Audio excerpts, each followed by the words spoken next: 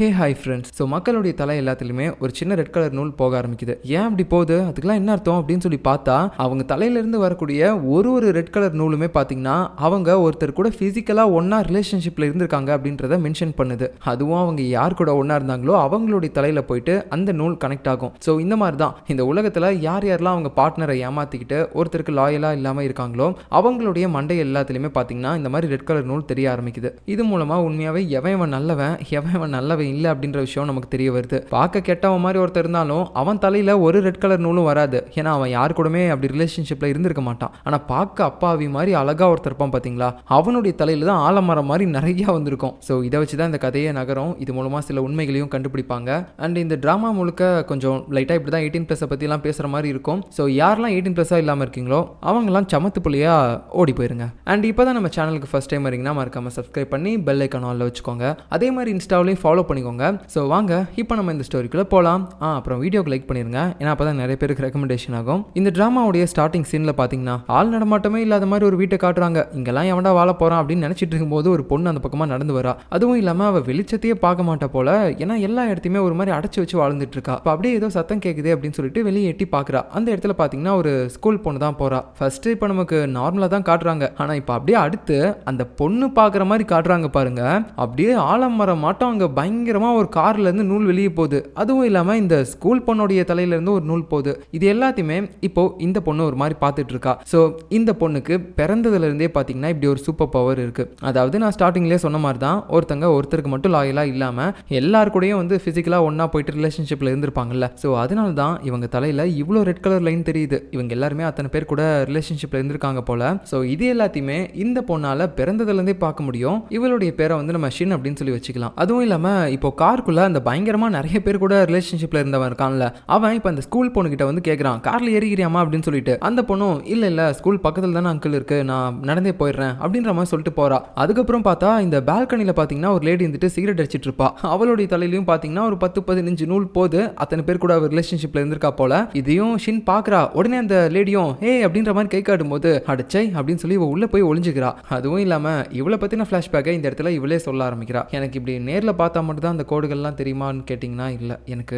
எங்கே பார்த்தாலும் அந்த கோடு தெரியும். ஒருத்தங்களை டிவியில் பார்த்தாலும் சரி, இல்லை ஃபோட்டோவில் பார்த்தாலும் சரி. ஸோ இப்படி அவள் பேசிகிட்டே இருக்கும்போது டிவியை பார்க்குற மாதிரி காட்டுறாங்க. அப்போ அதில் 2 எம்ப்ளாயிஸை பார்த்தீங்கன்னா இப்போ இன்டர்வியூ எடுத்துகிட்டு இருக்காங்க. அதில் ஒருத்தன் பையன், இன்னொருத்தங்க வந்து லேடி. ஸோ உங்கள் 2 பேருக்கு நடுவுலையும் ஏதாவது ரிலேஷன்ஷிப் இருக்கா அப்படின்ற மாதிரி அந்த இன்டர்வியூ எடுக்க வந்தவர் கேட்கும்போது அவன் என்ன சொல்கிறான்னு பார்த்தீங்கன்னா, ஐயோ இவன் எனக்கு தங்கச்சி மாறிங்க அப்படின்ற மாதிரி சொல்லிட்டு இருக்கா. ஆனால் அவனுடைய மண்டைக்கும் அவன் தங்கச்சின்னு சொன்னால் அவளுடைய மண்டைக்கும் அந்த ரெட் கலர் லைன் கனெக்ட் ஆகுது. அதை வச்சு பார்த்தா இவங்க 2 பேரும் ஒன்னாலாம் இருந்திருக்காங்க. பட் இருந்தாலும் இப்போ இப்படி கேட்கும்போது பச்சையா போய் சொல்லிட்டு இருக்கான். எல்லாருமே இந்த மாதிரி தப்பெல்லாம் பண்ணிட்டு போய் பேசிட்டு இருக்காங்க. எனக்கும் இவளுக்கும் எந்த சம்மந்தமும் இல்லை, என்னை பொறுத்த வரைக்கும் எனக்கு இவ தங்கச்சி மாதிரி அண்ணன் மாதிரி அப்படின்ற மாதிரி தான் பொய்யா பேசுவாங்க போல. அது மட்டும் இல்லாமல் அவள் சின்ன குழந்தையா இருக்கும்போது அவளோட அப்பாவோட மண்டையில இருந்து பார்த்தீங்கன்னா ஒரு 2-3 லைன் போயிருந்திருக்கும். அதில் ஒரு லைன் மட்டும்தான் அவள் அம்மாவோட மண்டையில கனெக்ட் ஆகும். மற்ற நூல்லாம் எங்கெங்கயோ போயிட்டு இருக்குது. ஸோ அதெல்லாம் யார் கூட கனெக்ட் ஆகுது அப்படின்ற மாதிரி இவ சின்ன வயசுல ஒரு கியூரியாசிட்டியில் செக் பண்ணி பார்க்கும்போது எல்லாமே பார்த்தீங்கன்னா இவங்க சொந்தக்காரங்க கூட தான். அந்த அம்மாவுடைய தங்கச்சி, அதுக்கப்புறம் சித்தி, அந்த மாதிரியான ஆட்களோட தான் மண்டையில் போய் கனெக்ட் ஆகுது. ஸோ குடும்பத்துக்குள்ளேயே தான் இவன் இந்த மாதிரி கேவலமான விஷயங்களை பண்ணிட்டு இருந்திருக்காரு போல. அதுக்கப்புறம் இது எல்லாத்தையுமே அவள் ஒரு நாள் டிராயிங் வரையும் போதும் வரைஞ்சு வச்சிருக்கா. அவள் அப்பாவோட மண்டையிலேருந்து இந்த மாதிரி நிறைய ரெட் கலர் நூல் எங்கே போகுது, யார் கூட கனெக்ட் ஆகுது அப்படின்ற விஷயத்தெல்லாம் நேம் கொண்டு அவள் மென்ஷன் பண்ணி எழுதி வைக்க, இதை பற்றின உண்மை எல்லாத்தையுமே பார்த்தீங்கன்னா அவள் அம்மாவே கண்டுபிடிச்சிட்டா. என்னை ஏமாற்றி என் தங்கச்சி சித்தி கூடலாம் ரிலேஷன்ஷிப்ல நீ இருந்திருக்கல்ல அப்படின்னு சொல்லிட்டு கத்தி எடுத்து ஒரே சொருவு நம்ம ஹீரோயினோட அப்பா கதை அங்கேயே முடிஞ்சிருச்சு. அதுக்கப்புறம் அவள் அம்மாவும் குற்ற உணர்ச்சி தாங்காம இறந்து போயிட்டாங்க போல. ஸோ ஒரே ஒரு தடவை இவ பவரை பயன்படுத்தி யார் கூட ரிலேஷன்ஷிப்ல இருக்காங்க அப்படின்ற உண்மையை தெரியப்படுத்துனதுனால அன்னைக்கு அவளுடைய அம்மாவும் அப்பாவும் இறந்து போயிட்டாங்க. ஸோ இப்போதான் ஒரு ட்விஸ்ட் என்னன்னா, அன்னைக்கு அவ சின்ன வயசுல அந்த இன்சிடென்ட்டை பார்த்ததுல இருந்து அவ மைண்ட்ல எப்படி ஃபிக்ஸ் பண்ணிக்கிட்டா அப்படின்னா, ஒருத்தரோட மண்டையில இருந்து இன்னொருத்தரோட மண்டைக்கு இந்த ரெட் கலர் நூல் கனெக்ட் ஆகுது அப்படின்னா அவங்க எப்ப வேணாலும் ஒருத்தர் குத்திக்கிட்டு செத்து போயிடுவாங்க அப்படின்ற மாதிரி இவ தப்பா நினைச்சுக்கிட்டா. இப்போ வரைக்கும் பாத்தீங்கன்னா அவ அதே மாதிரி தான் நினைச்சிட்டு இருக்கா. இப்படி ஒருத்தரோட மண்டையில இருந்து இன்னொருத்தரோட மண்டைக்கு அந்த நூல் போச்சுன்னா அவங்க 2 பேரும் ஒருத்தர் அடிச்சுக்கிட்டு செத்துருவாங்க அப்படின்னு சொல்லிட்டு. அதனால தான் இந்த மாதிரியான விஷயங்களை நான் யாருக்குமே தெரியப்படுத்தக்கூடாது. அப்படி தெரியப்படுத்திட்டா என் அம்மா அப்பாவும் செத்து போன மாதிரி தான் எல்லாருமே செத்து போயிடுவாங்க அப்படின்னு சொல்லிட்டு இவ ஒரு தனிமையான வாழ்க்கையை வாழ ஆரம்பிச்சிருந்திருக்கா. பட் இருந்தாலும் இப்படி நிறைய பேரோட மண்டையில அந்த மாதிரியான கோடுகள்லாம் வரதை பார்க்கும்போது அவளால நிம்மதியாவே இருக்க முடியல. பேசாம நம்ம செத்து போயிடலாம் அப்படின்னு சொல்லிட்டு அவ பாலத்திலிருந்து கீழே குதிக்கிறது, தண்ணியில கையை அறுத்து விட்டு அப்படியே ரத்தத்தை போக விடுறது, அந்த மாதிரி நிறைய கிறுக்குத்தனமான விஷயங்கள்லாம் பண்ணிருக்கா தற்கொலை பண்ணிக்கணும் அப்படின்னு சொல்லிட்டு. ஆனா இவளுக்கு ஒண்ணுமே ஆகல அப்படின்னா இவளுக்கு இருக்க பவர்னால இவளால சாக சாகவும் முடியாது, அதனால தான் நான் வேற வழியே இல்லாம இந்த உலகத்துல உயிர் வாழ்ந்துட்டு இருக்கேன் அப்படின்ற மாதிரி அவளுடைய வாய்ஸ் ஓவர்ல அப்படியே பேசிட்டு இருக்கா. ஸோ இப்போ இவ சொன்ன இந்த ஃபிளாஷ்பேக்கை வச்சு பார்க்கும்போது தான் நமக்கு ஒரு உண்மையே தெரிய வருது. அவளுக்கு ஆக்சுவலா பாத்தீங்கன்னா அந்த ரெட் கலர் நூல் எதுக்காக ஒருத்தருடைய மண்டையிலிருந்து வெளியே போகுது அப்படின்றதே தெரியல. சின்ன வயசுல நடந்த இன்சிடென்ட்டை வச்சு அந்த ரெட் கலர் நூல் ஒருத்தரோட மண்டையிலிருந்து இன்னொருத்தரோட மண்டைக்கு கனெக்ட் ஆகுது அப்படின்னா அவங்க 2 பேரும் அடிபட்டு செத்து போயிருவாங்க அப்படின்ற மாதிரி மட்டும்தான் இப்போ வரைக்கும் நினைச்சிட்டு இருக்கா. இப்போ ஆப்போசிட் வீட்டில் ஒரு லேடி கை காட்டியிருப்பாங்கல்ல, அவங்க பார்த்தீங்கன்னா இப்போ நம்ம ஹீரோயினோட இடத்துக்கு வந்துட்டு அப்படியே ஒரு மாதிரி டோரை தட்டிக்கிட்டு இருக்காங்க. நாங்கள் இப்போ தான் புதுசாக குடி வந்தோம், நீங்கள் எப்போ வந்தீங்க அப்படின்ற மாதிரி நார்மலாக ஒரு நெய்பர்ஸ் கிட்ட கான்வர்சேஷன் பண்ணுற மாதிரி நம்ம ஹீரோயின்ட்ட பண்ணிட்டு இருக்கா. ஆனால் நம்ம ஹீரோயினுக்கு வெளியாட்கள் யாருமே சுத்தமாக பிடிக்காது. ஸோ இப்படி அந்த நெய்பர் லேடி எவ்வளவோ கூப்பிட்டு பார்த்தோம், இவ வெளியே வரவே இல்லை அப்படின்னு சொல்லிட்டு, சரி ஓகேம்மா நீ வர மாதிரி தெரில, நான் உனக்கு பழங்கள் வச்சிருக்கேன், இதை மட்டும் சாப்பிட்டுரு அப்படின்னு சொல்லிட்டு அவங்க நடந்து போயிடுறாங்க. அவங்க போனதுக்கப்புறம் இவ்வளோ கூலிங் கிளாஸ் போட்டு வெளியே வரா, மற்றவங்களை நான் பார்த்துக்கூடாது அப்படின்னு சொல்லிட்டு. அதுக்கப்புறம் அந்த பழங்களை எடுத்துட்டு உட்காந்துட்டு உள்ளே போயிட்டு நல்லா சாப்பிட ஆரம்பிக்கிறா. இப்போ கட் பண்ண அடுத்த சீனில் போலீஸ் ஸ்டேஷனை காட்டுறாங்க. அந்த இடத்துல ஒருத்தன் பிளாக் கலர் காரை போயிட்டு பார்க் பண்ணுறான். ஸோ இதுக்கு முன்னாடி இந்த பிளாக் கலர் காரை நம்ம ஸ்டார்டிங்கில் பார்த்தோம்ல, அதை ஓட்டிகிட்டு இருந்தவனோட தலையில் கூட நிறைய நூல் போயிருந்திருக்கும். ஸோ அத்தனை பேர் கூட ரிலேஷன்ஷிப்பில் இருந்த அந்த மன்மதன் இவர் தான், அதுவும் ஒரு போலீஸ் ஆஃபீஸராக இருக்காரு. ஸோ இவருடைய பேர் என்ன அப்படின்னு கேட்டிங்கன்னா ஹானு. இப்போ காரை அவர் பார்க் பண்ண வரும்போது அங்கே பக்கத்தில் இருந்த ஒரு காரில் அவர் சும்மா கிராக் பண்ணிடுறாரு போல. அப்புறம் அவர் உள்ளே போகிறாரு ஆஃபீஸ்க்கு. அந்த இடத்துல ஒருத்தர் இருப்பான், அவங்ககிட்ட போயிட்டு ஏய் மனுஷரா அப்படின்னு சொல்லும்போது, என்னத்துக்கு நான் மனைவி கேட்குறா, இல்லை உனக்கு அப்புறம் புரியும் அப்படின்ற மாதிரி சொல்லிட்டு போகிறான். அப்போ தான் நமக்கு தெரிய வருது இப்போ வெளியில் அந்த காரை கிழிச்சான்ல அது வந்து இவனுடைய கார் தான் போல. அது மட்டும் இல்லாமல் நம்ம மன்மதன் வந்த உடனே அவருடைய வேலையை ஆரம்பிச்சிட்டாரு. ஒர்க்கு கிடையாது, வேற ஒரு விஷயம். அதாவது அங்கே இருக்கக்கூடிய லேடி ஆஃபீஸர் கூட ரொமான்ஸ் பண்ணிட்டு இருக்காரு. இதனால தான் அவர் தலையில் அவ்வளோ நூல் இருக்குது போல. அப்போ அந்த லேடி ஆஃபீஸர் சொல்கிறாங்க, இந்த மாதிரி நெக்ஸ்ட் வீக் எனக்கு கல்யாணம்டா அப்படின்னு சொல்லும்போது இவன் அப்படியே பதற ஆரம்பிக்கிறான். என்னது கல்யாணமா, சரி இப்போ அதுக்கு என்ன பண்ண சொல்ற அப்படின்ற மாதிரி பதறான். அந்த லேடி ஆஃபீஸரும் டே கொஞ்சம் பொறுமையா இருடா, எதுக்காக இவ்வளோ அவசரப்படுற, அந்த கல்யாணம் நடக்கிறதுக்கு முன்னாடி நீ வந்து என்ன கல்யாணம் பண்ணிக்கோ அப்படின்ற மாதிரி நான் சொல்ல வந்தேன் நினைச்சா, சாச்சா அப்படிலாம் கிடையாதுடா, அந்த கல்யாணத்துக்கு நீ வந்துரு அப்படின்ற மாதிரி சொல்றதுக்கு தான் கூப்பிட்டேன் அப்படின்ற மாதிரி சொல்லிட்டு அசால்ட்டா போறா. ஸோ இந்த மாதிரியான தப்புலாம் நடக்குதுன்னா அதுக்கு கண்டிப்பாக ஒருத்தர் மட்டும் காரணமாக இருக்க முடியாது, அவங்க 2 பேரும் தான் காரணமாக இருக்க முடியும். அந்த மாதிரி தான் இது தெரியாமல் நடக்கிற தப்புலாம் இல்லை, தெரிஞ்சு நடக்கிற தப்பு தான். அதனாலேயே இவங்களுக்கு இது பெருசாகவே தெரிய மாட்டேங்குது. இவ ஏதோ கல்யாணம் பண்ண போகிறத நான் ஏதோ ட்ரிப்பு போகிற மாதிரி சொல்லிட்டு போகிறா. இந்த மாதிரி கேவலமான விஷயங்கள்லாம் இவங்க கூட பண்ணிட்டு, இன்னொரு பக்கம் பார்த்தீங்கன்னா ஸ்கூலில் ஒரு புள்ளி பண்ணுற கேங் வந்து ஒரு பொண்ணை போட்டு பயங்கரமாக அடித்து கொடுமைப்படுத்திட்டு இருக்காங்க. அப்படியே மூஞ்சிலேருந்து ரத்தம்லாம் வந்துட்டு இருக்குது. இருந்தாலும் விடாமல் பயங்கரமாக அடிச்சுட்டு கடைசியாக அந்த ஹெட்டு பார்த்தீங்கன்னா வந்து அந்த பொண்ணுகிட்ட கேட்குறா, ஏண்டி நான் நேற்றே உங்ககிட்ட சொன்னனா இல்லையா, எனக்கு கொஞ்சம் காசு எடுத்துருவா அப்படின்னு சொல்லிட்டு, ஒத்த பைசாவும் எடுத்துகிட்டு வராமல் நீ எதுக்காக ஃபஸ்ட்டு ஸ்கூலுக்கு வர, நாளைக்கு மட்டும் அவளே காசு எடுத்துகிட்டு வராமல் வந்த உனக்கு இந்த ஸ்கூல்லேயே சமாதி கட்டிடுவேன் அப்படின்ற மாதிரி சொல்லிட்டு போகிறா. ஸோ இந்த அடி வாங்கின பொண்ணு வேறு யாரும் கிடையாது, நம்ம காலையில் பார்த்துருப்போம்ல அந்த காரில் இந்த ஹான் கூட லிஃப்ட் வேணுமா அப்படின்னு கேட்டிருப்பான். அப்போ அந்த ஸ்கூல் பொண்ணும் இல்லை வேணாம் அப்படின்னு சொல்லியிருப்பாள்ல, அந்த பொண்ணு தான் இவ. இவளுடைய பேரை நம்ம காங் அப்படின்னு சொல்லி வச்சுக்கலாம். பாவம் இந்த பொண்ணு ஒரு பக்கம் இந்த மாதிரியான கொடுமைகள்லாம் அனுபவிச்சுட்டு இருக்க. இப்போ இன்னொரு பக்கம் நம்ம மன்மதன் ஹான் இருக்காப்ல, அவர் பார்த்தீங்கன்னா இப்போ ஒரு டிடெக்டிவ் பண்ணுற விஷயமா ஒரு இடத்துக்கு போயிருக்காரு. என்னன்னா வீட்டில் இருந்த ஒரு லேடி அப்படியே படுத்த மேனிக்கு இருந்தே இறந்து போயிருக்காங்க. அவங்க இருந்த இடம்லாம் நல்லா நீட்டாக இருக்குது, பட் அதை விட்டு கொஞ்சம் தள்ளி போனால் ஒரு மாதிரி குப்பைங்கூலமாக இருக்குது. இவங்க இப்போ தனிமையாக தான் வாழ்ந்துட்டு இருந்திருக்காங்க, தனிமையாக தான் இருப்பாங்க, யார்ட்டையுமே அவ்வளோ பேச்சுவார்த்தை வச்சுக்க மாட்டாங்க. பட் திடீர்னு இப்படி இவங்களை கொலை பண்ணது யாராக இருக்கும், ஒருவேளை இது நேச்சுரல் டெத்தாக இருக்குமா அப்படின்ற மாதிரி எல்லாம் ரொம்ப சந்தேகத்தோடு பேசும்போது ஒரு போலீஸ் ஆஃபீஸர் நம்ம ஹான் கிட்ட வந்து சொல்கிறாரு, சார் இந்த மாதிரி லாஸ்ட் நைட்டு ஒருத்தன் ஹெல்மெட் போட்டுட்டு இங்கே பைக்கில் வந்திருக்கான் போல, அவன் மூஞ்சி யாருக்குமே சரியாக தெரியல, ஆனால் அவன் டெலிவரி பாயாக இருப்பான் அப்படின்னு நினச்சிட்டு பக்கத்தில் இருக்கவங்களாம் பெருசாக இதை எடுத்துக்காமல் விட்டுட்டாங்க சார், பட் ஆனால் நைட்டு இந்த மாதிரி ஒருத்தன் வந்திருக்கான் அப்படின்ற மாதிரி சொல்லும்போது சரி ஓகே நம்ம அது யாருன்னு சொல்லி விசாரிக்கணும் அப்படின்ற மாதிரி அவன் சொல்கிறான். இப்போ அடுத்து அவன் ஸ்டேஷனுக்கு போகிறான். அந்த இடத்துலையும் பார்த்தீங்கன்னா அவன் கூட வேலை பார்க்குற அந்த ஆஃபீஸர் கூட சேர்ந்து இந்த கேஸை பற்றி தான் விசாரிச்சுட்டு இருக்கான். ஸோ இந்த கேஸில் அந்த பொண்ணை யாரோ ஒருத்தன் கொலை பண்ணியிருக்கான் அப்படின்றது மட்டும் இவங்களுக்கு தெளிவாக தெரியுது. ஆனால் கொலைகாரனோட மோட்டிவ் என்ன அப்படின்னு சொல்லி இவங்களுக்கு சுத்தமாக தெரியல. ஏன்னா அந்த லேடியோட வீட்டில் எதுவுமே திருடு போக கிடையாது, அந்த லேடிக்கிட்டையும் யாருமே தப்பாக நடந்துக்க கிடையாது. அப்படி பார்க்கும்போது சும்மா வந்துட்டு கொலை பண்ணிட்டு போயிருப்பானா இல்லை வேறு ஏதாவது மோட்டிவ் இருந்திருக்குமா அப்படின்ற மாதிரி பார்த்தீங்கன்னா குழப்பத்தோட பேசிகிட்டு இருக்கான் அவன் கூட வேலை செய்கிறவன் கூட. இதே நேரத்தில் இன்னொரு பக்கம் நம்ம ஹீரோயின் எப்பயும் போல வீட்டில் தன்னந்தனியாக இருக்கா. அந்த நேரத்தில் ஏதோ ஒன்று ஆர்டர் பண்ணியிருப்பா போல, அதுவும் வந்துருச்சு. அதை எடுக்க போகும்போது மறுபடியும் அந்த நெய்பர் லேடி பார்த்தீங்கன்னா கொஞ்சோண்டு பழங்கள்லாம் கொடுத்துருக்காங்க. அதில் ஒரு லெட்டரும் வேற கொடுத்துருக்காங்க, நான் நிறைய சாப்பிட்டுட்டேன், இனிமேல் நீ கொஞ்சம் சாப்பிடு அப்படின்னு சொல்லி தான் கொடுத்துருக்காங்க போல. அதனால வந்துட்டு அவளும் அதை எடுத்து சாப்பிடலான்னு பார்க்கும்போது டிவியில் ஒரு நியூஸ் ஓடிட்டு இருக்குது. என்னன்னா இப்போ ஒரு லேடி இறந்து போனாங்கல்ல, நம்ம ஹான் கூட விசாரிச்சுட்டு இருந்தான்ல, அந்த லேடி இறந்து போனது பார்த்தீங்கன்னா நம்ம ஹீரோயின் வீட்டு பக்கத்தில் தான் எங்கேயோ இறந்து போயிருக்கா போல. இந்த மாதிரி லாஸ்ட்டாக அவங்க சாகிறதுக்கு முன்னாடி பிளாக் கலர் பைக்கில் ஒருத்தன் ஹெல்மெட் போட்டு வந்திருக்கான், அது யாருன்னே தெரியல, ஒருவேளை அவன் கூட கொலைகாரனா இருந்திருக்கலாம் அப்படின்ற மாதிரி சந்தேகத்தில் இந்த நியூஸ்ல பேசிட்டு இருக்கும்போது அவருக்கு பின்னாடியே பிளாக் கலர்ல ஒருத்தன் ஹெல்மெட் போட்டு போயிட்டு இருக்கான், ஃபேஸ்லாம் தெரியாத மாதிரி. அதுவும் அவனுடைய தலையில பாத்தீங்கன்னா ஒரே ஒரு கோடு தான் போகுது. இதை பார்த்த உடனே நம்ம ஹீரோயினுக்கு ஒரு மாதிரி சந்தேகமா இருக்குது. ஒருவேளை இவன் தான் அந்த கொலைகாரனா இருப்பானா, அதுவும் இல்லாம ஒரே ஒரு நூல் மட்டும் இப்போ வேற எங்கேயோ போகுது, ஒருவேளை அந்த நூல் இப்போ யார் கூட கனெக்ட் ஆகுதோ அவங்களை இவன் சாகடிக்க போறானா என்ன அப்படின்னு சொல்லி பதற்றமா யோசிக்கிறா. அது மட்டும் இல்லாம இப்போ வெளியில ஏதோ வண்டி சவுண்ட் கேக்குது அப்படின்னு சொல்லிட்டு அவ வெளியே எட்டி பார்க்க அந்த இடத்துல அந்த பிளாக் கலர் ஹெல்மெட்டை போட்டு அவன் வந்துட்டு இருக்கான் அந்த பிளாக் கலர் பைக்லயே. ஐயோ இவன் தானே அந்த கொலைகாரன், போச்சுரா அந்த நெய்பர் லேடி வீட்டுக்கு தான் போறான், அவளை போட்டு தள்ள போறான் போல அப்படின்னு நினைச்சுக்கிட்டு இவ உடனே பாத்தீங்கன்னா போலீஸ்க்கு கால் பண்ண ஆரம்பிக்கிறா. சரியா அவன் வேற இப்போ ஹெல்மெட்லாம் கழட்டிட்டு மேலே வந்துட்டான், போச்சு இவ கதை முடிஞ்சிருச்சு அப்படின்னு சொல்லிட்டு கரெக்டாக பார்த்தீங்கன்னா இவ போலீஸ்க்கு கால் பண்ணும்போது அவங்களும் அட்டன் பண்ணிட்டாங்க. ஹலோ போலீஸா சார், அந்த கொலைகாரன் இங்கே தான் இருக்கான் அப்படின்ற மாதிரி சொல்ல வரும்போது அவன் பார்த்தீங்கன்னா அந்த நெய்பர் லேடி கூட அங்கே ரொமான்ஸ் பண்ணிட்டு இருக்கான். ஸோ இப்போ என்ன பேசுறதுன்னே தெரியாம அவ ஒரு மாதிரி போலீஸ் ஆஃபீஸரை லைன்லேயே வச்சுக்கிட்டு ஒரு மாதிரி பார்த்துக்கிட்டே இருக்கும்போது இப்படி இவங்க ரெண்டு பேரும் ஃபிசிக்கலாக ஒன்றா இருக்காங்கல்ல, ஸோ அந்த டைமில் அவங்க ரெண்டு பேரோட மண்டையிலையும் ஒரு ரெட் கலர் நூல் மேட்ச் ஆக ஆரம்பிக்குது. அதாவது இப்போதான் இவங்க ஃபர்ஸ்ட் டைம் ரெண்டு பேரும் ஃபிசிக்கலாக ஒன்றா இருக்காங்க போல, அதனால தான் இவங்க ரெண்டு பேருக்கு நடுவுலையும் அந்த கோடு ஃபர்ஸ்ட் டைம் மேட்ச் ஆகுது, கனெக்ட் ஆகுது. ஸோ இதை இப்போ லைவாக ஃபர்ஸ்ட் டைம் பார்த்ததுக்கு அப்புறம் தான் இவளுக்கு ஒரு பெரிய உண்மையே தெரிய வருது. அப்படின்னா இத்தனை நாளாக நான் தப்பாக புரிஞ்சிட்டு இருந்திருக்கேனா, இந்த ரெட் கலர் நூல் ரெண்டு பேருக்கு நடுவில் கனெக்ட் ஆச்சுன்னா அவங்க ஒருத்தர் கொலை பண்ண மாட்டாங்க, அதுக்கான உண்மையான அர்த்தம் அவங்க யார் கூட ரிலேஷன்ஷிப்பில் ஒன்றா இருந்தாங்க அப்படின்றத காட்டுறதுக்கான நூல் தான் இது அப்படின்னு சொல்லிட்டு இப்போதான் அவளுக்கு எல்லாமே தெரிய வருது. இந்த கருமம் முடிச்ச விஷயத்தை தான் சின்ன வயசுலேருந்து என்னால் பார்க்க முடிஞ்சா, நான் இதை வேற ஏதோ கொலை பண்ணுறாங்க அப்படி இப்படி நினச்சி தப்பாலாம் புரிஞ்சுக்கிட்டு இருந்தேன், இதுக்கு மேலே இந்த கருமத்தை நான் எப்படி பார்ப்பேன் அப்படின்னு சொல்லிட்டு ஒரு மாதிரி ரொம்ப டென்ஷனாக ஃபீல் பண்ணிக்கிட்டு இருக்கா. கட் பண்ண அடுத்த நாள் ஸ்கூலில் பார்த்தீங்கன்னா அந்த புள்ளி பண்ணுற கேர்ள்ஸ் எல்லாருமே இருக்காங்கல்ல, நேற்று கூட அந்த காங்கன்ற பொண்ணை போட்டு பயங்கரமாக புள்ளி பண்ணியிருப்பாங்க. இப்போ அந்த பொண்ணு வந்திருக்காளா அப்படின்னு பார்த்தா இல்லை, அவள் லீவ் போட்டுட்டா. அவளுக்கு எவ்வளோ தைரியம் இருந்தால் லீவ் போட்டு இருந்திருப்பா, நாளைக்கு வரட்டும் அவளை என்ன பண்ணுறேன்னு பாரு அப்படின்னு சொல்லிட்டு ஒரு மாதிரி கோவத்தோட இந்த கேங்கில் இருக்க எல்லாருமே பேசுகிறாங்க, அந்த ஹெட் முத கொண்டு. அப்போ அந்த ஸ்கூல்லேயே பார்த்தீங்கன்னா லாக்கர்ஸ் மாதிரிலாம் நிறைய இருக்கும்ல, ஸ்டூடெண்ட்ஸ் எல்லாருமே அவங்க திங்ஸை போட்டு வைக்கிற மாதிரி இருக்கும். அதில் அந்த காங்கோட பொண்ணு லாக்கரில் என்ன இருக்குது அப்படின்னு பார்க்கறதுக்கு இவங்க லாக்கரே உடச்சிட்டாங்க. அப்போ உள்ள ஏதோ டிஃப்ரெண்ட்டாக இருக்குது, என்ன இந்த வச்சு என்ன பண்ண போகிறா அப்படின்னு சொல்லிட்டு ஒரு மாதிரி அந்த சீட்டெல்லாம் அவங்க பார்த்துக்கிட்டு இருக்காங்க. இதே நேரத்தில் நம்ம மன்மதன் ஹான் பார்த்தீங்கன்னா அப்படியே ரூமில் வந்து ஹாயாக படுக்கிறாரு.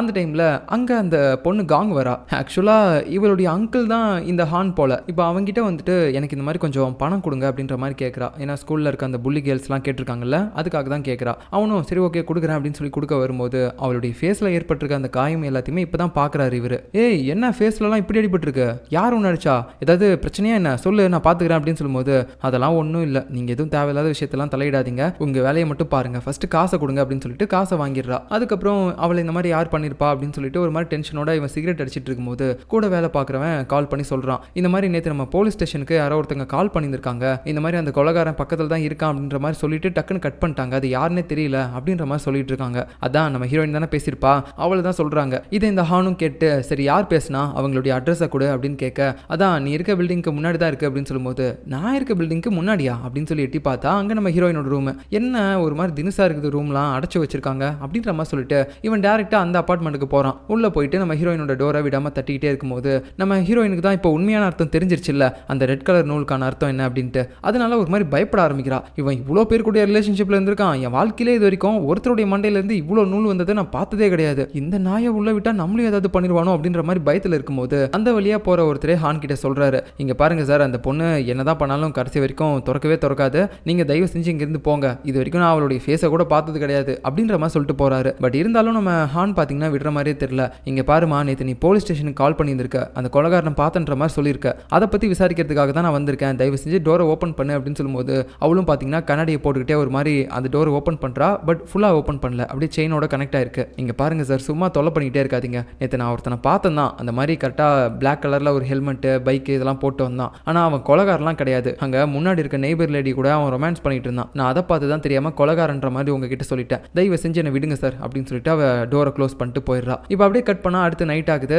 இதே அப்பார்ட்மெண்ட்டுக்கு பார்த்தீங்கன்னா நம்ம ஹீரோயின் இருக்கால, அதே அப்பார்ட்மெண்ட்டுக்கு மறுபடியும் ஒருத்தன் பிளாக் கலரில் அப்படியே ஒரு மாதிரி ஹெல்மெட்லாம் போட்டு ஃபுல்லாக கவர் பண்ணிட்டு வரான். அவனுடைய மண்டையிலையும் ஒரே ஒரு நூல் மட்டும் தான் இருக்குது. ஒருவேளை இவன் தான் கொலைகாரனா இருப்பானா அப்படின்ற மாதிரி நம்ம ஹீரோயினுக்கு ஒரு டவுட் ஏற்படுது. ஏன்னா அவளும் பார்த்தீங்கன்னா ஏதோ சத்தம் கேட்குதுன்னு சொல்லிட்டு வெளியில் எட்டி பார்த்துருப்பா அந்த பிளாக் கலர் ஹெல்மெட் மேனை. இப்போ அப்படியே கட் பண்ணால் இன்னொரு பக்கம் அந்த காங்கன்ற பொண்ணு இருக்கால, அவள் வந்து சோகமாக ஒரு இடத்துல உட்காந்துக்கிட்டு இருக்கா. ஏன்னா இவளுடைய அங்கிள் கொடுத்த பணம் பத்தாது, அவங்க நிறைய பணம் கேட்டாங்க, அதனால இப்போ பணத்துக்கு என்ன பண்ணுறது அப்படின்னு சொல்லி யோசிச்சுட்டு உட்காந்துட்டு இருக்கும்போது முன்னாடி தான் ஏடிஎம்ல ஒரு லேடி அப்படியே பணம்லாம் எடுத்துட்டு அப்படியே பேக்கில் மாட்டிட்டு வந்துட்டு இருக்காங்க. இதை பார்த்தோன்னே அவளுக்கு அவ்வளோ சந்தோஷம். ஆஹா, எனக்காகவே இவங்க பணத்தை எடுத்துகிட்டு வர மாதிரி இருக்குதே அப்படின்ற மாதிரி யோசிச்சுட்டு அந்த லேடியை ஃபாலோ பண்ணி போக ஆரம்பிக்கிறா. ஏன்னா அவகிட்ட இருக்க அந்த பணத்தை திருடணும் அப்படின்னு சொல்லிட்டு ஒரு சந்தெல்லாம் வருது. ஓகே, இதான் கரெக்டான நேரம், திருடிடலாம் அப்படின்னு நினைக்கும் போது 3 குடிகாரனுங்க அந்த பக்கம் ஒரு மாதிரி போறானுங்க. ஐயோ, இதுக்கு மேலே நம்ம எப்படி திருடுறது அப்படின்னு சொல்லிட்டு அவளுடைய பிளான் அப்படியே கைவிட்டுட்டா. அதே சமயம் அந்த குடிகாரன்கள்ல ஒரே ஒருத்தனை மட்டும் ஒரு மாதிரி பார்த்துட்டு போறா. அவனை இவளுக்கு பிடிக்கும் போல. ஸோ அதுக்கப்புறம் மறுபடியும் அந்த லேடியோட பணத்தை அடிக்கிறதுக்காக பின்னாடியே ஃபாலோ பண்ணிட்டு போக,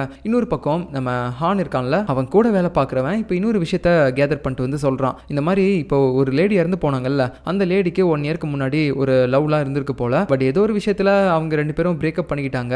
அந்த பாய் ஃப்ரெண்ட் வேற யாருமே கிடையாது, ஒரு ஸ்கூல்ல வேலை பார்க்குற டீச்சர் அப்படின்னு சொல்லிட்டு அவனுடைய போட்டோவையும் காட்டுறான். அந்த போட்டோவை பார்த்த உடனே தான் நம்ம ஹானுக்கே தெரிய வருது. காலையில நம்ம ஹீரோயின்ட்ட விசாரிக்க போகும்போது மேல இருந்து ஒருத்தன் நடந்து வந்திருப்பான்ல, இந்த பொண்ணு கதவே திறக்காது சார் அப்படின்னு சொல்லிட்டு, அவன் தான் அந்த பாய் ஃப்ரெண்டு. அதுவும் இல்லாம இவன் எந்த ஸ்கூலுக்கு டீச்சரா வேலை பார்த்துட்டு இருக்கான் அப்படின்னா, நம்ம ஹான் இப்ப படிக்கிறாள் அந்த ஸ்கூல்ல தான் இவன் டீச்சரா இருக்கான் போல. அட, இவன் தான் இறந்து போன அந்த லேடியோட பாய் ஃப்ரெண்டா? இவன் அன்னைக்கு தான் நாங்க பார்த்தேன். சரி, ஓகே, நீ போய் இவனை விசாரிச்சுட்டு வந்துரு, எனக்கு இன்னொரு வேலை இருக்கு அப்படின்னு சொல்லிட்டு பாதிலேயே நம்ம ஹான் அங்க இருந்து கிளம்பிடுறாரு. எங்க போறாருன்னு பாத்தீங்கன்னா ஹாஸ்பிட்டலுக்கு தான். அங்க ஒரு லேடி வந்து சொல்லிட்டு இருக்காங்க, இந்த மாதிரி அவர் என்னதான் நாங்க சொன்னாலும் கேட்கவே மாட்டாரு, நீங்களாவது கொஞ்சம் சொல்லி புரிய வைங்க அப்படின்ற மாதிரி சொல்லிட்டு இருக்காங்க. என்னடா அப்படின்னு சொல்லி பார்த்தா நம்ம ஹான் இருக்கார்ல, அவருடைய அப்பா வந்து கொஞ்சம் மனதளவில் பாதிக்கப்பட்ட ஒருத்தர், அதாவது ஹார்டிசம் நோய் இருக்க ஒருத்தர்னு கூட சொல்லலாம். அவர் பார்த்தீங்கன்னா இப்போ ஏதோ புலம்பிக்கிட்டே ஒரு மாதிரி போயிட்டு அப்படியே தற்கொலை பண்ணிக்கிறதுக்காக பில்டிங் மேலெல்லாம் ஏறி நிற்கிறாரு. இதை பார்த்தோன்னே அவனுக்கு செம்மையா தூக்கி வாரி போட்டுருது. பா, என்னப்பா பண்றீங்க, ஒழுங்கா கீழே இறங்கி வாங்க அப்படின்ற மாதிரி சொல்லும்போது அவரும் பார்த்தீங்கன்னா கொஞ்சம் எகிரி கீழே குதிக்கிற ஸ்டேஜுக்கு போயிட்டாரு. அதுக்கப்புறம் பார்த்தீங்கன்னா எப்படியோ அங்கே வேலை பார்க்குற ஆட்கள்லாம் வந்துட்டு அவர் எப்படியோ கீழே இறக்கி காப்பாற்றிட்டாங்க. ஆனால் ஏன் இவன் இந்த வேலையை இவன் பண்ணாமல் அப்படி நிற்கிறான் அப்படின்னு தான் நமக்கு தெரியல. அதிர்ச்சியில் நின்றானா இல்லை சாகட்டும் அப்படின்னு சொல்லி நின்றானான்னு தெரியல. இதே நேரத்தில் நம்ம ஹீரோயின் இருக்கால, அவ ஒரே விஷயத்தை பற்றி யோசிச்சுட்டே இருக்கா. என்னன்னா, நேற்று வந்துட்டு அதே மாதிரி பிளாக் கலர் ஹெல்மெட் போட்ட ஒருத்தன், அவனுடைய தலையில் ஒரே ஒரு நூல் தான் இருந்துச்சு. நேற்று சந்தேகப்படுற மாதிரி இங்கே மேலெல்லாம் வந்திருப்பான், நம்ம ஹீரோயினோட ரூமுக்கு மேலெல்லாம் போயிருந்திருப்பான். ஸோ இதுக்கு முன்னாடி அவ பிளாக் கலர் ஹெல்மெட் போட்ட ஒருத்தனை பார்த்துருப்பான்ல, அவன் வந்து அந்த நெய்பர் லேடி கூட ரிலேஷன்ஷிப்பில் இருக்கும்போது அவனுடைய தலையில் 2 நூல் ஆல்ரெடி வந்துருச்சு. ஸோ அதை வச்சு பார்க்கும்போது நேற்று வந்தவன் கண்டிப்பாக அவனாக இருக்க முடியாது, ஏன்னா அவன் தலையில் ஒரு நூல் தான் இருந்துச்சு. அப்படின்னா அவன் வேற யாராவது ஒருத்தன், ஒருவேளை உண்மையான கொலைகாரனா இருப்பானோ அப்படின்ற மாதிரி ஒரு குழப்பத்தோடு அவ யோசிச்சுட்டு இருக்க. இதே நேரத்தில் நம்ம ஹானு கூட வேலை பார்க்குற அந்த ஆஃபீஸர் இருக்கார்ல, அவர் பார்த்தீங்கன்னா இப்போ அந்த டீச்சரை விசாரிக்கிறதுக்காக நம்ம ஹீரோயினோட அப்பார்ட்மெண்ட்டுக்கு தான் வந்திருக்காரு. ஏன்னா அவளுடைய அப்பார்ட்மெண்ட்டில் தானே அந்த டீச்சர் இருக்கான். ஸோ அவனுடைய வீட்டுக்குள்ளே போயிட்டு இங்கே ஃபர்ஸ்ட் ஏதாவது சந்தேகப்படுற மாதிரி இருக்கா அப்படின்னு சொல்லி தேடி பார்த்துட்டு இருக்கும்போது அங்கே பார்த்தீங்கன்னா ஒரு ரூம் முழுக்க நிறைய ரத்தமாக இருக்குது. ஏதோ ரத்தத்தையே வச்சு பெயிண்ட்லாம் பண்ண மாதிரி இருக்குது. ஓகே, இங்கே ஏதோ ஒன்று தப்பாக இருக்குது அப்படின்றது அவருக்கு அது மூலமாகவே தெரியுது. உடனே பார்த்தீங்கன்னா நம்ம ஹானுக்கும் கால் பண்ணி சொல்ல ஆரம்பிக்கிறாரு, டேய் இது சரியில்லடா, இந்த டீச்சரோட வீட்டில் ஏதோ ஒன்று இருக்குது அப்படின்ற மாதிரி சொல்லிட்டு இருக்கும்போது பின்னாடி தான் அந்த சோடா புட்டி டீச்சர் இது எல்லாத்தையுமே பார்த்துக்கிட்டு இருக்கான். என்ன நினைச்சானே தெரியல. உடனே ஒரு பேட்டை எடுத்து இந்த ஆஃபீஸரை போட்டு அடின்னு அடிக்க ஆரம்பிக்கிறான். இந்த பக்கம் ஃபோனில் கனெக்டில் இருந்த நம்ம ஹானுக்கு இது எல்லாமே கேட்குது. பட் திடீர்னு பார்த்தீங்கன்னா ஃபோன் கட் ஆயிடுது. இது மூலமாகவே அவனுக்கு தெரிஞ்சிருச்சு, ஓகே அந்த டீச்சரை விசாரிக்க போன இடத்துல அந்த ஆஃபீஸரை போட்டு அவன் ஏதோ பண்ணுறான் போல அப்படின்னு யோசிச்சுட்டு உடனடியாக பார்த்தீங்கன்னா வேகமாக இப்போ கார் எடுத்துகிட்டு வந்துட்டு இருக்கான். இதே நேரத்தில் இந்த டீச்சர் பார்த்தீங்கன்னா அதே மாதிரி பிளாக் கலர் ஹெல்மெட் போடுறான், மறுபடியும் ஏதோ பண்ணுறதுக்கு கிளம்புறான் போல, யாரையோ போட்டு தள்ளுறதுக்கு. அது மட்டும் இல்லாமல் இப்போ இவன் கண்ணாடியை போடும்போது இவன் தலையிலேயே ஒரு நூல் வரதை அவனால் பார்க்க முடியுது. ஸோ இதை வச்சு பார்த்தா நம்ம ஹீரோயினுக்கு இப்போ எப்படி ஒரு பவர் இருக்கு, ஒருத்தங்க இன்னொருத்தங்க கூட ஃபிசிக்கல் ரிலேஷன்ஷிப் இருந்தால் அவங்க மண்டையில் அந்த மாதிரி நூல் வரதை பார்க்குற பவர், அதே மாதிரி பவர் இவங்கிட்ட பிறந்ததுலேருந்து கிடையாது. ஆனால் இந்த கண்ணாடியை போடும்போது இவனால் அதை பார்க்க முடியுது. இந்த மாதிரி இவன் கண்ணாடியை போட்டுட்டு இன்னும் ஒரே ஒருத்தி தான் இருக்கா அப்படின்ற மாதிரி சொல்லிட்டு இவன் எங்கேயோ கிளம்பிட்டு இருக்கான். எங்கடா அப்படின்னு பார்த்தா அந்த ஆப்போசிட்ல அந்த நெய்பர் லேடி இருந்தால அவளுடைய வீட்டுக்கு தான். இப்படி இவன் போறத நம்ம ஹீரோயின் பார்க்கும்போது அவளுக்கு ஒரு மாதிரி சந்தேகமா இருக்குது. இல்ல இந்த டைம் வந்துட்டு இவன் ஒரு கொலைகார மாதிரி தெரியுறான், கண்டிப்பா அந்த லேடி ஏதாவது ஒன்று பண்ணிடுவான் அப்படின்னு சொல்லிட்டு உடனே கத்தியெல்லாம் எடுத்துக்கிட்டு அந்த லேடியை காப்பாத்துறதுக்காக இவ பாட்டுக்கு நடந்தெல்லாம் போயிட்டு இருக்கா. சரியா அந்த நேரத்தில் அவளால் சுத்தமா முடியல, ஏன்னா ரொம்ப நேரமா வீட்லயே இருந்தால.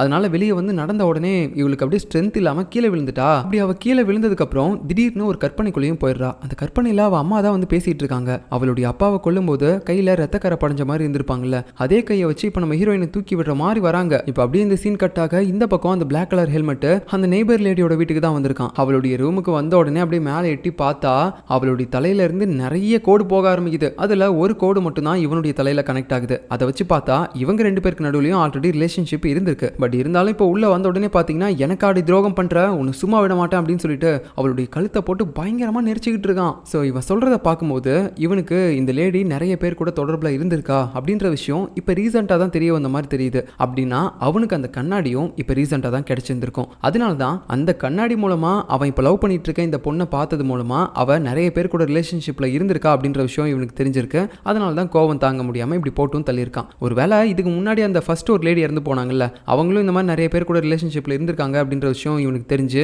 இவன் கூட போய் அவங்கள போட்டு தள்ளி இருந்திருக்கலாம். பட் அவங்க கேஸ்ல அவங்க உண்மையா இறந்து போனதுக்கு யார் காரணம் அப்படின்னு நமக்கு தெரியல. இப்படி இவன் பண்ணிட்டு இருக்கும்போது கரெக்டா நம்ம ஹீரோயினும் இந்த வீட்டை கண்டுபிடிச்சு உள்ள வந்துட்டா. கத்தியை கையில வச்சுட்டு அவங்களை விடு, அவங்களை ஏதாவது ஒன்று பண்ண உன்னை கொலை பண்ணிடுவேன் அப்படின்ற மாதிரி கத்தியை கையில வச்சுட்டு நிற்கும் போது அவன் பாத்தீங்கன்னா என்ன கொலை பண்ணுவியா, எங்க கொலை பண்ண பார்ப்போம் அப்படின்ற மாதிரி சொல்லிட்டு டக்குன்னு அந்த கத்தியை பிடிங்கி அவன் நம்ம ஹீரோயினோட வயிற்றிலே சொருவிட்டான். அவளும் அப்படியே முடியாம கீழே விழுந்துடுறா. அவளுக்கான எதுவும் ஆகாது, அது நமக்கு தெரியும். அதுக்கப்புறம் பாத்தீங்கன்னா மறுபடியும் இந்த லேடியை வந்து கொலை பண்றதுக்காக அவன் ட்ரை பண்ணும்போது அந்த லேடி பயங்கரமா கதறாங்க. இது நேரத்தில் பாத்தீங்கன்னா நம்ம ஹான் இப்படியோ வந்துட்டான். இந்த ரூம்ல ஏதோ நடந்துட்டு இருக்குது அப்படின்னு மட்டும் அவனுக்கு தெரியுது. பட் டோர்லாம் ஓப்பன் பண்ண முடியல. அதனால என்ன பண்றானா, நம்ம ஹீரோயினோட ரூம் இருக்குல்ல அங்க போயிட்டு அவ அந்த கண்ணாடியில நிறைய அட்டையெல்லாம் ஒட்டி வச்சிருப்பாள்ல அது எல்லாத்தையுமே கிழிச்சிட்டு அப்படியே ரெடியா இருக்கான். விண்டோலாம் ஓப்பன் பண்ணிட்டு அவன் இந்த ஜன்னல் ஓரமா வந்தானா அவனை போட்டு தள்ளணும் அப்படின்னு சொல்லிட்டு சரியா அவன் இந்த பக்கம் வரும்போது அப்படியே இவனும் தலையிலே ஷூட் பண்ணி சாகடிச்சிடறான். ஸோ அவன் அப்படி சாகும்போது இவன் இப்போ சாகடிக்க ட்ரை பண்ணான்ல இவன் ரிலேஷன்ஷிப்ல இருந்த அந்த லேடி, அவளுக்கும் இவனுக்கும் கனெக்டா இருந்தா அந்த ரெட் கலர் நூல் இப்போ அப்படியே மறைய ஆரம்பிக்குது. அதாவது ஒருத்தங்க கூட ரிலேஷன்ஷிப்ல இருந்தாலும் அதுல யாராவது ஒருத்தங்க இறந்து போயிட்டாங்க அப்படின்னா அவங்க ரெண்டு பேருக்கு நடுவுலையும் கனெக்டா இருக்க அந்த ரெட் கலர் நூல் பாத்தீங்கன்னா மறைஞ்சிரும் போல. ஸோ இந்த விஷயத்தை நம்ம ஹீரோயினும் இந்த இடத்துல நோட் பண்றா. அப்படியே ஒரு மாதிரி மயக்கமான நிலைமையிலேயே. அதுக்கப்புறம் போலீஸ் ஆட்கள் எல்லாருமே வந்து அந்த லேடியையும் நம்ம ஹீரோயினையும் காப்பாத்திட்டாங்க. அதுக்கப்புறம் நம்ம ஹீரோயின்ட்ட பாத்தீங்கன்னா நம்ம ஹான் வந்து சொல்லிட்டு இருக்காப்ல, இந்த மாதிரி ஏதாவது விசாரணைனா நீ உடனே ஸ்டேஷனுக்கு வரைக்கும் வரணுமா, வீட்டுக்குள்ளேயே இருக்காத அப்படின்ற மாதிரிலாம் சொல்லும்போது நம்ம ஹீரோயின் அது எதுவுமே கண்டுக்கல. அப்படியே பாத்தீங்கன்னா கூலிங் கிளாஸ் எடுத்து போட்டு அங்கிருந்து கிளம்பலான்னு பார்க்கும்போது அந்த காங் அங்க வரா. நீ என்னடி இங்க பண்ற, அதுவும் ராப்பிச்சக்காரியாட்டும் கண்ணில் கூலிங் கிளாஸ் வர போட்டிருக்கா அப்படின்ற மாதிரிலாம் கேட்குறா. ஆனா அவ எதுவுமே பேசாம அப்படியே அங்கிருந்து போயிடுறா. ஸோ அதுக்கப்புறம் பாத்தீங்கன்னா வீட்டுக்கு போனதுக்கப்புறம் நம்ம காங்கு ஹான் கிட்ட வந்து காசு கேட்குறா. இந்த மாதிரி எனக்கு காசு தேவைப்படுது மறுபடியும் கொடுங்க அப்படின்னு கேட்கும்போது, ஏய் என்னடி தேவை உனக்கு இருக்குது, சும்மா வந்து பணம் கேட்டுட்டே இருக்க, அதுவும் இல்லாமல் இப்போ வரைக்கும் மூஞ்சில் அடிப்படுறதுக்கான ரீசனே நீ என்கிட்ட சொல்லவே இல்லை, என்ன நினச்சிட்டு இருக்க அப்படின்னு கேட்கும்போது, சொன்னாலும் இது மாற போகிறது இல்லை, எனக்கு பணம் தேவை இருக்குது, அதை கொடுக்க முடியுமா இல்லையா அப்படின்ற மாதிரி அதிகாரம் பண்ணிட்டு கேட்டுட்டு இருக்கா. ஸோ லாஸ்ட்டாக ஒரு ஆன்ட்டியை ஃபாலோ பண்ணிட்டு இவ போனா அவங்களுடைய பணத்தை திருடுறதுக்காக. பட் மனசு வரல போல. ஸோ அதனால தான் இப்போ மறுபடியும் பணம் வேணும் அப்படின்னு சொல்லிட்டு அங்கிள் கிட்டே கேட்டுட்டு இருக்கா. அது மட்டும் இல்லாமல் ஹீரோயினை பற்றியும் அங்கிள் கிட்ட கேட்குறா, உங்களுக்கு அவளை தெரியுமா அப்படின்னு சொல்லிட்டு. ஸோ இப்போ தான் நமக்கு ஒரு விஷயமே தெரிய வருது, ரெண்டு பேரும் ஒன்றா தான் ஸ்கூல்லாம் படிச்சிருக்காங்க, நம்ம ஹீரோயினும் சரி காங்கும் சரி. பட் நம்ம ஹீரோயின் வந்து பாதிலேயே வந்து ஸ்கூலை விட்டு ட்ராப் அவுட் ஆயிட்டா அவளுக்கு இருக்கக்கூடிய இந்த நிலைமையை நினச்சிக்கிட்டு. இப்போ அடுத்து நம்ம ஹீரோயின் பார்த்தீங்கன்னா தனியாக ஒரு இடத்துல உட்காந்துக்கிட்டு இருப்பா. அந்த டைமில் அவளுடைய கூலிங் கிளாஸை எடுத்துட்டு அந்த ஏரியா முழுக்க பார்க்குறா. பார்த்தா வானமே ரெட்டிஷ் ஆன மாதிரி அவ்வளோ ரெட் கலர் நூல். ஸோ இது எல்லாமே பார்த்தீங்கன்னா ஒருத்தங்க கூட ரிலேஷன்ஷிப்பில் இருக்கவங்க கூட போய் கனெக்ட் ஆகுறது. இந்த மாதிரி பயங்கரமாக தெரியறதுனால தான் இவ வீட்டை விட்டே வெளியே வராமல் இருந்தா போல. இப்படி இவ பார்த்துக்கிட்டு இருக்கும்போது திடீர்னு அவளுக்கு ஒரு மெசேஜ் வருது. ஒரு அன்னோன் நம்பர்லேருந்து தான் வருது. என்னன்னா, நீ பார்க்கக்கூடிய ஒரு உலகத்தை என்னாலையும் பார்க்க முடியும், இப்படிக்கு ஒரு ஸ்கூல்ல இருந்து நான் மெசேஜ் பண்றேன் அப்படின்னு சொல்லிட்டு ஒரு ஸ்கூல்ல இருந்தா யாரோ ஒருத்தங்க பண்றாங்க. அதுவும் எந்த ஸ்கூல்னா நம்ம காங் படிக்கிறாள்ல அந்த ஸ்கூல்ல இருந்து. இதை பார்த்தோன்னே இவளுக்கு பயங்கரமா ஷாக் ஆயிடுச்சு. என்ன மாதிரி இன்னொருத்தங்களால பார்க்க முடியுமா, யாரா இருக்கும் அப்படின்னு சொல்லி ஒரு மாதிரி யோசிச்சுட்டு இருக்க. இதோடைய இந்த ஃபர்ஸ்ட் எபிசோட் முடியுது. எப்படி இருந்துச்சு அப்படின்றத மறக்காம கமெண்ட்ல சொல்லுங்க. மறுபடியும் நான் உங்களை அடுத்த எபிசோட்ல பார்க்குறேன். பாய்.